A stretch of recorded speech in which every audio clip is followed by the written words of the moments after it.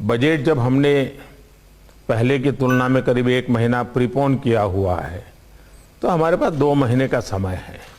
उसका मैक्सिमम लाभ हम कैसे लें, और इसलिए लगातार अलग अलग क्षेत्र के लोगों से बात हो रही है।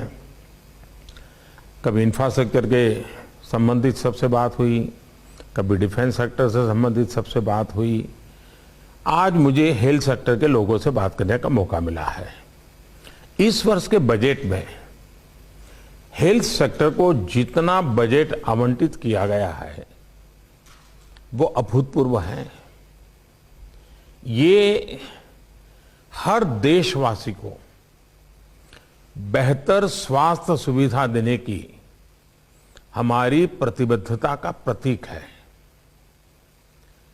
बीता वर्ष एक तरह से देश के लिए, दुनिया के लिए, पूरी मानव जात के लिए और खास करके हेल्थ सेक्टर के लिए एक प्रकार से अग्नि परीक्षा की तरह रहा था। मुझे खुशी है कि आप सभी देश का हेल्थ सेक्टर इस अग्नि परीक्षा में हम सफल हुए हैं। अनेकों की जिंदगी बचाने में हम कामयाब रहे हैं। कुछ महीनों के भीतर ही जिस तरह देश ने करीब 2,500 लैब्स का नेटवर्क खड़ा किया, कुछ दर्जन टेस्ट से हम आज करीब 21 करोड़ टेस्ट के पड़ाव तक पहुंच पाए। ये सब सरकार और प्राइवेट सेक्टर के साथ मिलकर काम करने से ही संभव हुआ है। साथियों, कोरोना ने हमें ये सबक दिया है कि हमें सिर्फ आज ही महामारी से नहीं लड़ना है, बल्कि भविष्य में आने वाली ऐसी किसी भी स्थिति के लिए भी देश को तैयार करना है। इसलिए हेल्थ सेक्टर से जुड़े हर क्षेत्र को मजबूत करना भी उतना ही आवश्यक है। मेडिकल इक्विपमेंट से लेकर मेडिसिन्स तक, वेंटिलेटर से लेकर वैक्सीन्स तक, साइंटिफिक रिसर्च से लेकर के सर्वेलेंस इंफ्रास्ट्रक्चर तक, डॉक्टर से लेकर के एपिडेमियोलॉजिस्ट तक, हमें सभी पर ध्यान देना है ताकि देश में भविष्य में किसी भी स्वास्थ्य आपदा के लिए बेहतर तरीके से तैयार रहें। पीएम आत्मनिर्भर स्वस्थ भारत योजना के पीछे मूलतः यही प्रेरणा है। इस योजना के तहत रिसर्च से लेकर टेस्टिंग और ट्रीटमेंट तक देश में ही एक आधुनिक इकोसिस्टम विकसित करना तय किया गया है। पीएम आत्मनिर्भर स्वस्थ भारत योजना हर स्पेक्ट्रम में हमारी क्षमताओं में वृद्धि करेगी। 15वें वित्त आयोग इसकी सिफारिशें स्वीकार करने के बाद हमारी जो लोकल बॉडीज हैं उनको स्वास्थ्य सेवाओं को की व्यवस्थाओं के लिए 70,000 करोड़ रुपए से अधिक अतिरिक्त मिलने वाला है। यानी सरकार का जोर सिर्फ हेल्थ केयर में निवेश पर ही नहीं है, बल्कि देश के दूर दराज वाले इलाकों तक हेल्थ केयर को पहुंचाने का भी है। हमें यह भी ध्यान रखना है कि हेल्थ सेक्टर में किया गया निवेश स्वास्थ्य ही नहीं बल्कि रोजगार के अवसर भी बढ़ाता है। साथियों, कोरोना के दौरान भारत के हेल्थ सेक्टर ने जो मजबूती दिखाई है, अपने जिस अनुभव और अपनी शक्ति का प्रदर्शन किया है, उसे दुनिया ने बहुत बारीकी से नोट किया है। आज पूरे विश्व में भारत के हेल्थ सेक्टर की प्रतिष्ठा और भारत के हेल्थ सेक्टर पर भरोसा एक नए स्तर पर पहुंचा है। हमें इस भरोसे को ध्यान में रखते हुए भी अपनी तैयारियां करनी है।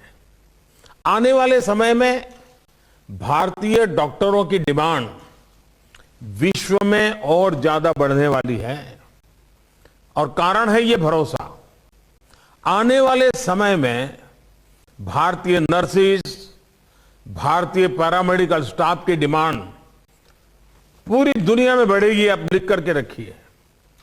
इस दौरान भारतीय दवाइयां और भारतीय वैक्सीनों ने एक नया भरोसा हासिल किया है। इनकी बढ़ती डिमांड के लिए भी हमें अपनी तैयारी करनी होगी। हमारे मेडिकल एजुकेशन सिस्टम पर भी स्वाभाविक रूप से लोगों का ध्यान जाएगा, उस पर भरोसा बढ़ेगा। आने वाले दिनों में दुनिया के और देशों से भी मेडिकल एजुकेशन के लिए, भारत में पढ़ाई करने के लिए विद्यार्थियों के आने की संभावना भी बढ़ने वाली है और हमें इसे प्रोत्साहित भी करना चाहिए।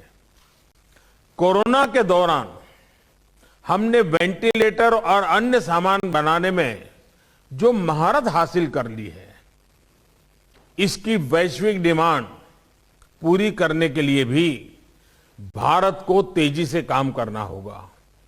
क्या भारत ये सपना देख सकता है?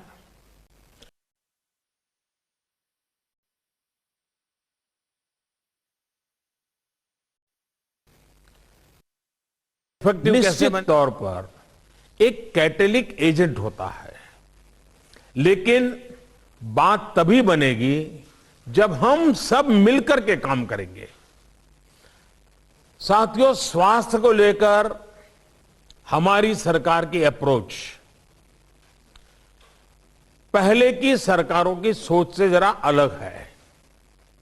इस बजट के बाद आप भी ये सवाल देख रहे होंगे, जिसमें स्वच्छता की बात होगी, पोषण की बात होगी, वेलनेस की बात होगी, आयुष का हेल्थ प्लानिंग होगा। ये सारी चीजें एक होलिस्टिक अप्रोच के साथ हम आगे बढ़ा रहे हैं। यही वो सोच है जिसकी वजह से पहले हेल्थ सेक्टर को आमतौर पर टुकड़ों में देखा जाता था और टुकड़ों में ही उसको हैंडल किया जाता था।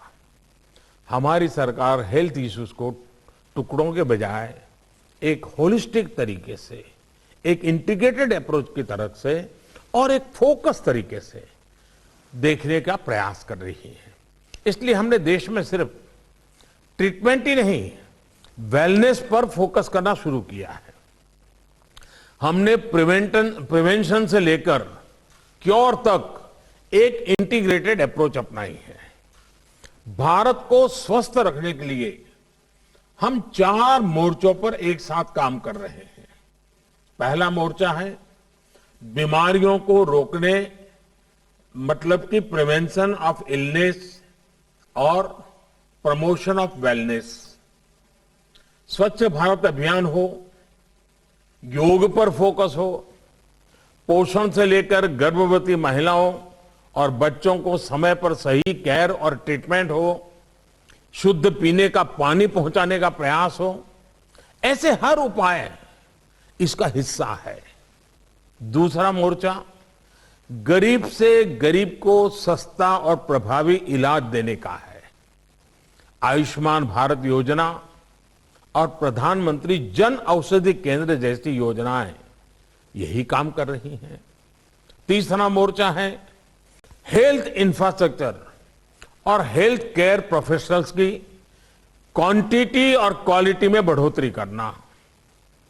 बीते 6 साल से एम्स और इस स्तर के दूसरे संस्थानों का विस्तार देश के दूर सुदूर के राज्यों तक किया जा रहा है।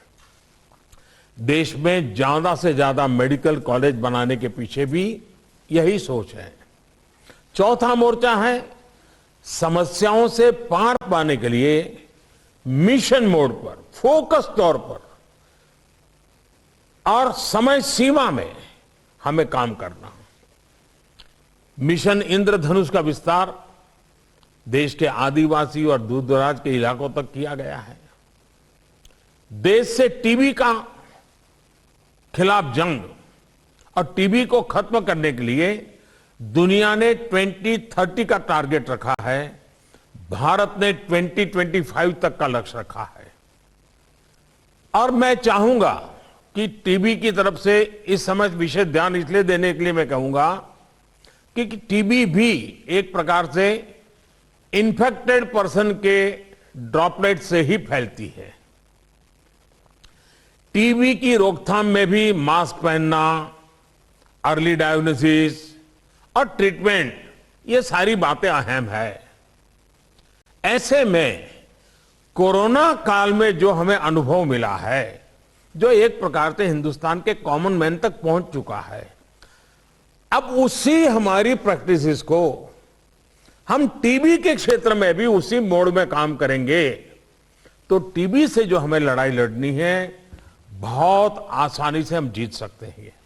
और इसलिए कोरोना का एक्सपीरियंस, कोरोना के कारण जन सामान्य में जो जागृति आई है, वो बीमारी से बचने में भारत के सामान्य नागरिक ने जो योगदान दिया है, उन सारी चीजों को देख करके लगता है कि इसी मॉडल को आवश्यक के सुधार के साथ, एडिशन ऑल्टरनेशन के साथ अगर हम टीबी पर भी लागू करेंगे तो 2025 का टीबी मुक्त भारत का सपना हम पूरा कर सकते हैं।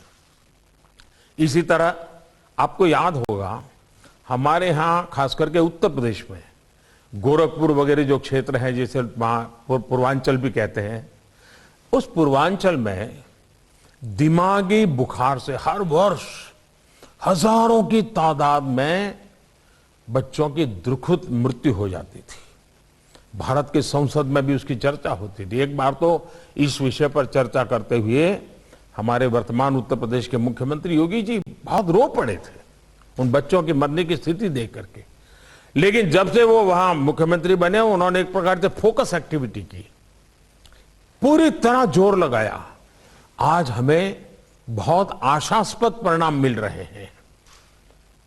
हमने दिमागी बुखार को फैलने से रोकने पर जोर दिया, इलाज की सुविधाएं बढ़ाई, तो इसका अब असर भी देख रहा है।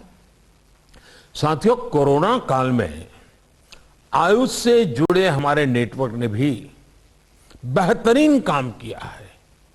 ना सिर्फ ह्यूमन रिसर्च को लेकर, बल्कि इम्यूनिटी और साइंटिफिक रिसर्च को लेकर भी हमारा आयुष का इंफ्रास्ट्रक्चर देश के बहुत काम आया है।